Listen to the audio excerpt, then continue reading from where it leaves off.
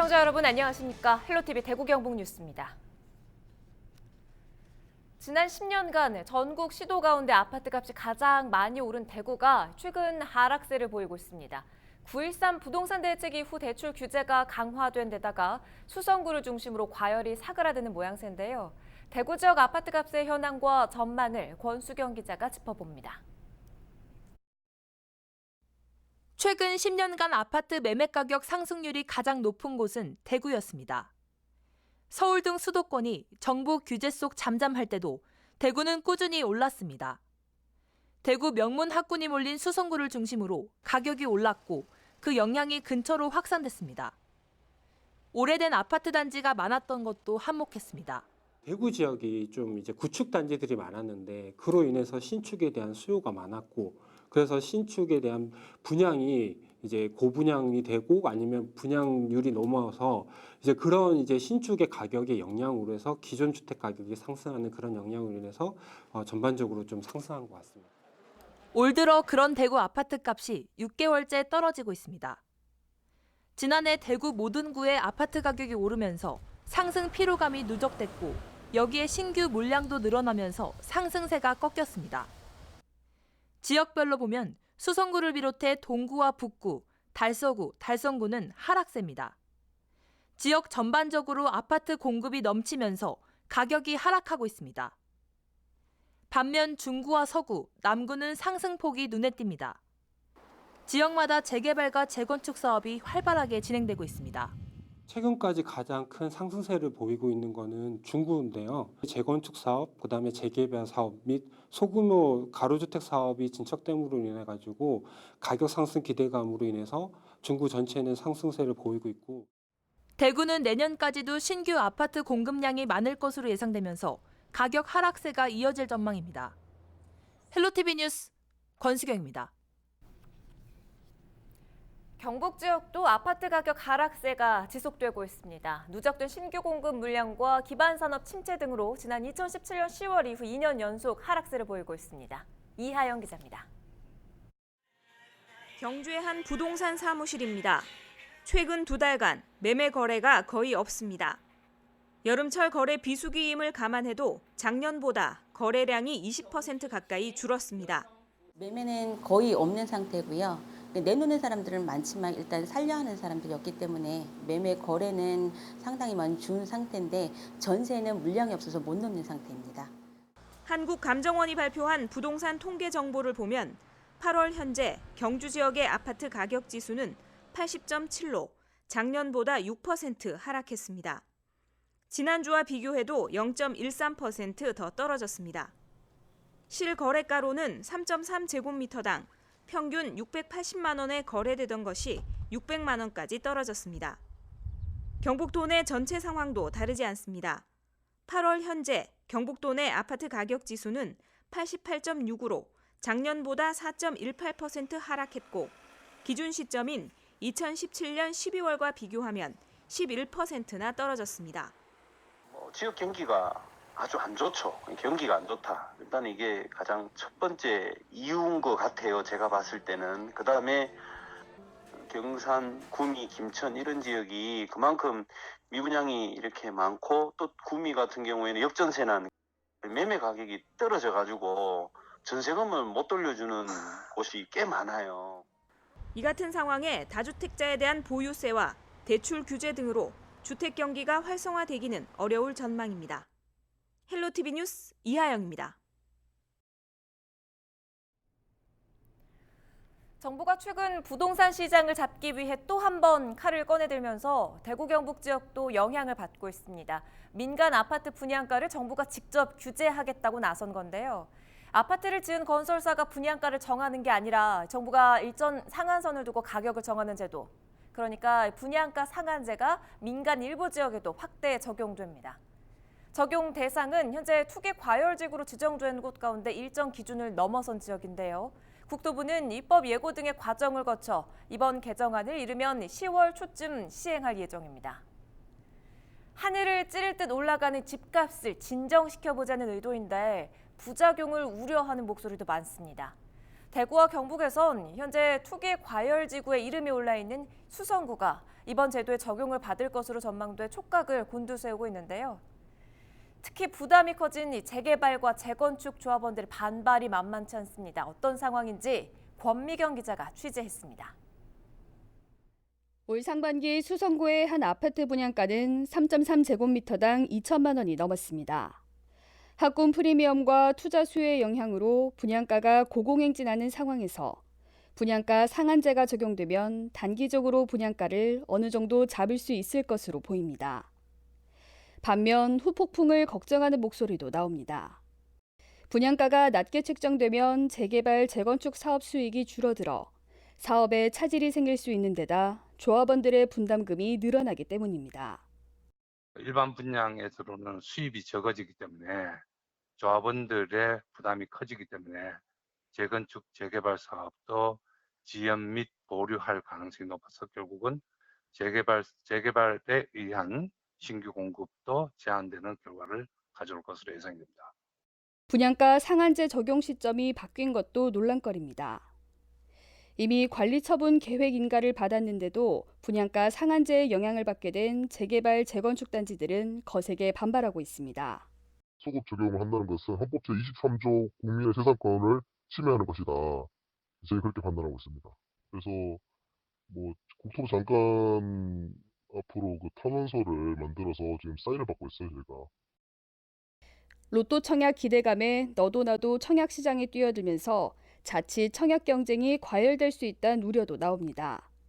정부는 시장 상황을 보면서 오는 10월쯤 시행 지역을 확정하겠다고 밝힌 가운데 분양가 상한제가 지역 부동산 시장에 어떤 영향을 미칠지 긴장감이 감돌고 있습니다. 헬로티비 뉴스 권미경입니다. 한여름에도 꽁꽁 얼어붙은 지역 건설업 경기가 좀처럼 살아날 기미를 보이지 않고 있습니다. 아파트 미분양은 늘고 공사 수요는 줄면서 어려움을 겪고 있기 때문인데요. 여기에 분양가 상한제라는 부동산 규제까지 겹치면서 앞으로도 반등을 기대하긴 힘들어질 전망입니다. 김선경 기자입니다. 분양가 상한제 시행이 부담스러운 건 건설사들도 마찬가지입니다. 특히 땅값이 많이 오른 도심 민간 택지의 경우 분양가를 맞추는 데 어려움이 많다고 호소합니다. 심할 경우 사업을 중단하거나 미루려는 움직임도 일고 있습니다. 무리해서 공사를 진행하더라도 최대한 값싼 자재만 써야 할 형편입니다. 이윤 감소 또는 근본적으로 사업을 할 수 없는 형태로 돼버립니다. 마감 수준이나 이런 거를 낮게 해서 기업이 손해를 보지 않으려고 하는 형태로.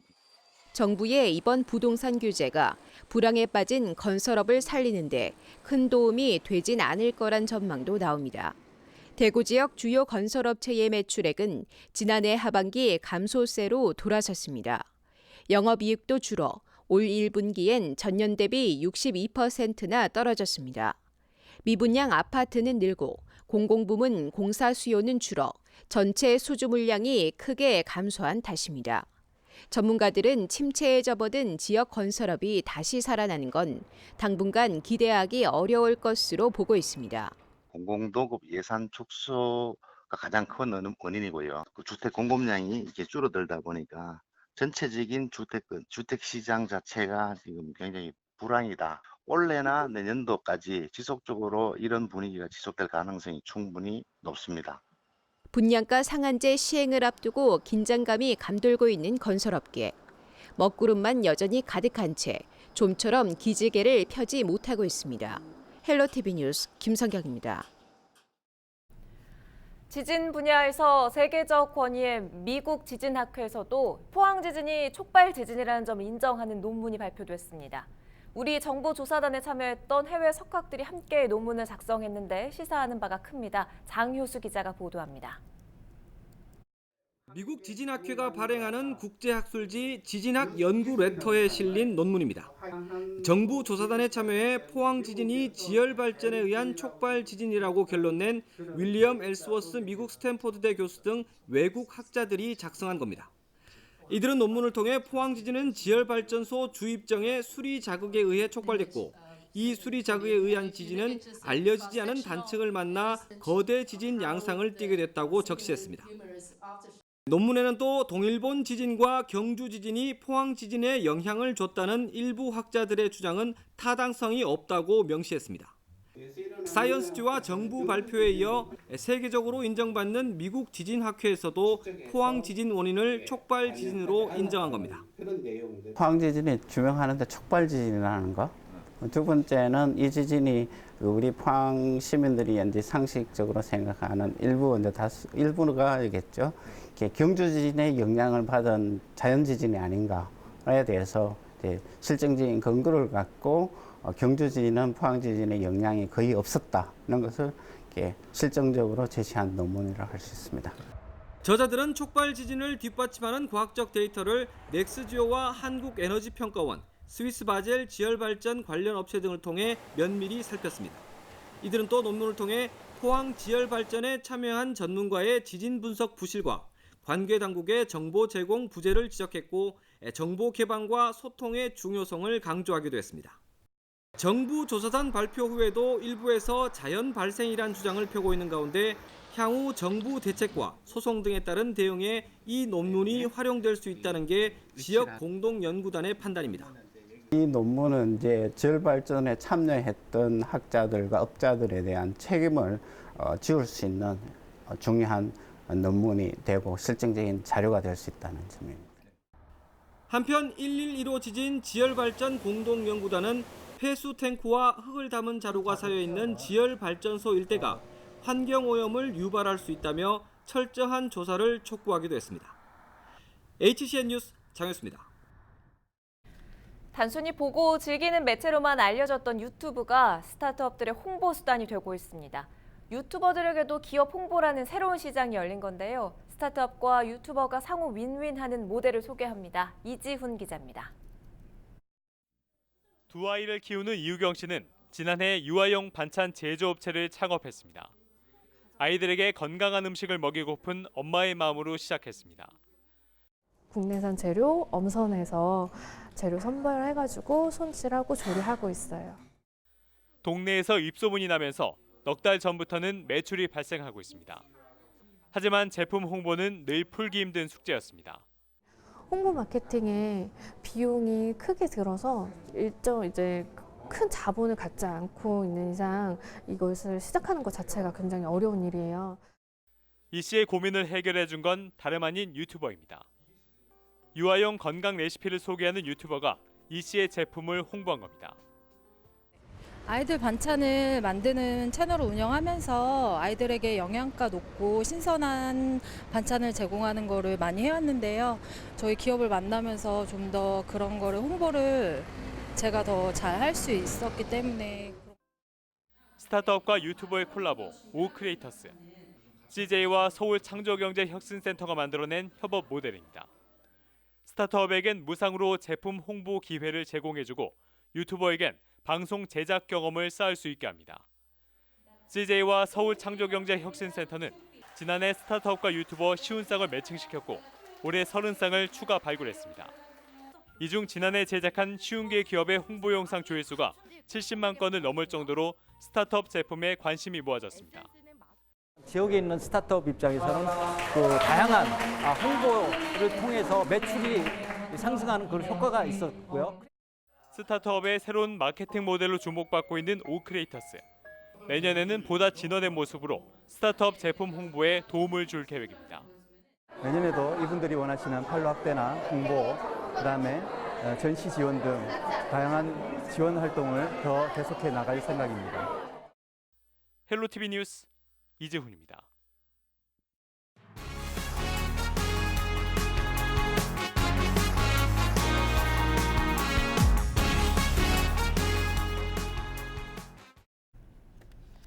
(21일) 밤 대구에 강한 비가 내리는 가운데 시내버스가 버스 정류장을 덮치는 사고가 발생했습니다.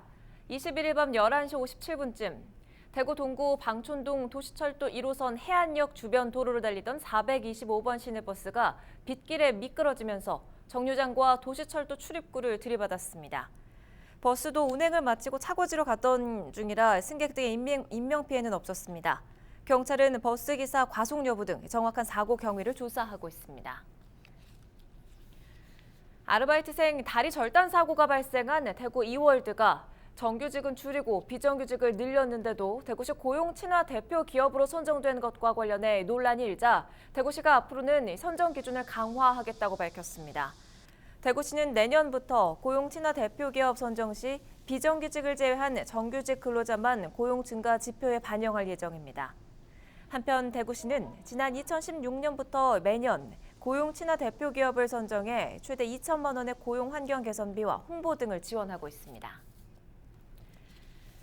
자유한국당 소속 대구지방의원 5명이 대법원 판결을 통해 당선 무효형을 확정한 것과 관련해 자유한국당 대구시당은 시민들에게 사과했습니다. 자유한국당 대구시당 위원장 곽대훈 의원은 많은 실망을 안겨드린 것을 대구 시민들께 고개 숙여 사과드린다고 밝혔습니다. 또한 이번 사안을 계기로 보다 투명하고 공정한 공천 기준을 마련하고 지방의원 역량 강화에 더욱 힘쓰겠다고 덧붙였습니다. 지방의원 5명은 지난해 대구시장 후보 당내 경선에 출마한 이재만 전 한국당 최고위원이 대규모 불법선거운동에 가담했다가 함께 기소됐습니다. 경북대병원 비정규직 노조가 22일 무기한 파업에 들어갔습니다. 파업에 참여한 직원 140여 명은 수납과 사무보조, 청소 등의 업무 담당자들로 병원 측에 직접 고용을 요구하고 있습니다. 직원들은 이날 오후 청와대 앞을 찾아 집회를 진행하고 23일 병원에서 파업을 이어갈 예정입니다. 의성군민 100명이 저출산 문제에 대해 직접 토론하고 대안을 모색하는 자리가 마련됐습니다. 의성군은 22일 인구보건복지협회와 함께 저출산 대응 시시콜콜 100인 토크를 열고 임신과 출산, 육아, 안전한 미래에 대한 국민들의 다양한 의견을 청취했습니다. 특히 토론 후에는 전문가들의 총평과 피드백이 이어져 주민들의 의견이 실질적인 대안으로 이어질 수 있도록 도왔습니다. 일을 하면서 또 출산 육아를 하기에 정말 불편함이 없는지 당사자들이 생활 속에서 부닥치는 문제들에 대해서 제안을 하고 이런 부분들이 군정에 반영이 된다면 정말 그 체감형의 저출생 대책이 나올 거라고 기대하면서 오늘 이렇게 100여 명의 주민들과 함께 토론의 자리를 마련하게 되었습니다. 이와 함께 현재 의성군에서 운영하고 있는 통합출산지원센터와 또 안개 지역의 이웃사촌 청년 시범마을 사업과 연계해서 우리가 저출산 또 청년 문제 해결하는 데 우리가 도움이 되지 않나 이런 생각이 듭니다. 한국 케이블TV 방송협회와 한국 MCN협회, 한국전파진흥협회가 로컬 콘텐츠 제작 활성화를 위한 업무 협약을 체결했습니다. 세 기관은 22일 1인 크리에이터와 협업해 로컬 콘텐츠를 제작하고 새로운 비즈니스 사업을 개발하며 콘텐츠 제작 강화 교육 등을 공동 협력하기로 약속했습니다. 한국 케이블TV 방송협회 김성진 회장은 모든 콘텐츠는 지역에서 생산된다며 케이블TV가 MCN을 만나 지역의 많은 이야기를 더 가치 있게 담아낼 수 있을 것으로 기대한다고 밝혔습니다. 추석 연휴를 앞두고 벌초를 하다 벌에 쏘이는 사고가 늘고 있어 주의가 필요합니다. 대구 소방본부는 올해 7월부터 최근까지 대구에서만 61명이 벌에 쏘여 병원으로 옮겨졌고 같은 기간 벌집 제거 건수도 2,500여 건에 달한다고 밝혔습니다. 벌 쏘임 사고를 피하기 위해서는 벌초를 할 때 긴 옷을 입고 땅속이나 수풀 속에 벌집이 있는지 벌초 전에 주변을 충분히 살펴보는 것이 좋습니다. 만약 말벌에 쏘였을 경우 흐르는 찬물에 독소를 씻어내고 병원에 방문해 치료를 받아야 합니다. 이상으로 헬로티비 대구 경북 뉴스를 모두 마칩니다. 저희는 언제나 여러분 곁에 있겠습니다. 지금까지 시청해주신 여러분 고맙습니다.